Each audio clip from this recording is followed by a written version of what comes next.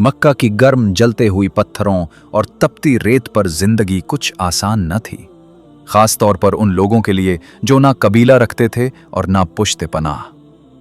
यही हालत थी यमन से आए हुए एक मजलूम ताजिर की, जिसका नाम सरका बिन नौमान था।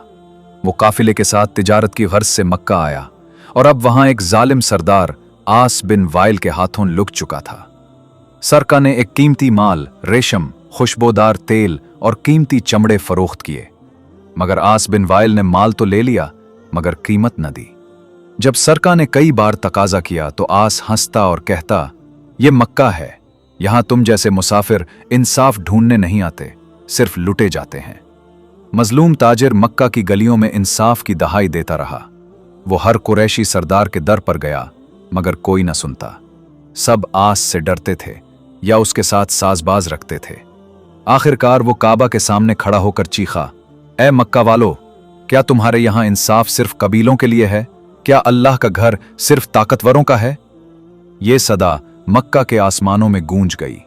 ये वो वक्त था जब हजरत मोहम्मद सल्लल्लाहु अलैहि वसल्लम अभी ऐलान नबूवत से पहले की जिंदगी गुजार रहे थे। आप सल्लल्लाहु अलैहि वसल्लम सादिक व अमीन कहलाते थे और हर मजलूम आपकी जानिब उम्मीद की निगाह से देखता था। हजरत मोहम्मद सल्लल्लाहु अलैहि वसल्लम को जब मजलूम ताजिर की पुकार सुनाई दी तो आप सल्लल्लाहु अलैहि वसल्लम का दिल पसीज गया। आप फौरन अब्दुल्ला बिन जदान के घर गए, जहां कुरैश के चंद नौजवान पहले ही एक इजलास कर चुके थे। यहीं वो तारीखी मुआहिदा वजूद में आया जिसे हल्फुल फजूल कहा जाता है, यानी मजलूमों की मदद का अहद। अब्दुल्ला बिन जुदान के घर में कुरैश के चंद बावकार जवान जमा हुए। हजरत मोहम्मद सल्लल्लाहु अलैहि वसल्लम, जुबैर बिन अब्दुल मुत्तलिब, हाशिम बिन हरेस और दीगर। उन्होंने हाथ उठाकर कसम खाई, हम उस वक्त तक खामोश न रहेंगे जब तक मक्का में जुल्म होता रहे। हम मजलूम का साथ देंगे, चाहे वो किसी भी कबीले या मुल्क से हो।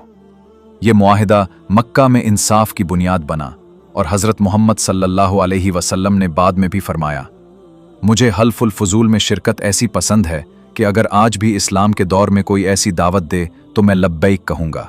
हजरत मोहम्मद सल्लल्लाहु अलैहि वसल्लम और दीगर जवान आस बिन वाइल के घर पहुंचे। आस कुरैश के सरदारों को देखकर हैरान रह गया। रसूलुल्लाह सल्लल्लाहु अलैहि वसल्लम ने फरमाया, आस, ये शख्स तुमसे अपने हक का मुतालिबा कर रहा है। अल्लाह के घर की हुर्मत की कसम, अगर तुमने उसे उसका हक न दिया तो हम सब तुम्हारे खिलाफ खड़े होंगे।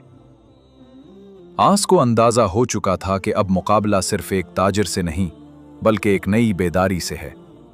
उसने माल की कीमत फौरन अदा कर दी। जब आपने इस्लाम की दावत दी तो वही पैगाम फिर आम हुआ। सबसे अफजल जिहाद जालिम बादशाह के सामने कलमा हक कहना है। मजलूम की बद्दुआ अल्लाह और आसमान के दरमियान रोक नहीं खाती। जब हजरत मोहम्मद सल्लल्लाहु अलैहि वसल्लम हिजरत फरमाकर मदीना तशरीफ ले गए तो इंसाफ के उस निज़ाम को मजीद मजबूत किया।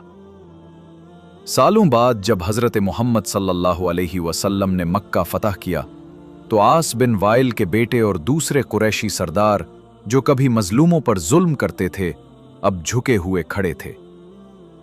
लेकिन हजरत मोहम्मद सल्लल्लाहु अलैहि वसल्लम ने फरमाया, आज कोई गिरफ्त नहीं, तुम सब आजाद हो। यही वो रहमत थी जो दुनिया ने इस मजलूम ताजिर के किस्से से शुरू होकर पूरी दुनिया में अदल का चराग बन गई। कहा जाता है कि वो यमनी ताजिर सरका इस्लाम कबूल कर चुका था। एक दिन मदीना में हजरत मोहम्मद सल्लल्लाहु अलैहि वसल्लम के दरबार में आया। उसने कहा, या रसूलुल्लाह सल्लल्लाहु अलैहि वसल्लम, वो दिन याद है जब आप मेरे लिए खड़े हुए। आज मैं इस्लाम की नेमत लिए वापस आया हूं। रसूलुल्लाह सल्लल्लाहु अलैहि वसल्लम ने मुस्कुराकर फरमाया, इस्लाम वही है जो मजलूम के लिए आवाज बने और जालिम को अदल पर लाए। ये कहानी सिर्फ एक ताजिर की नहीं बल्कि उस अजीम हस्ती की है जिसने अंधेरों में रोशनी की शम्मा जलाई, जो ताकत के बगैर सिर्फ सच्चाई, अखलाक और इंसाफ से दुनिया को फतह कर गई है।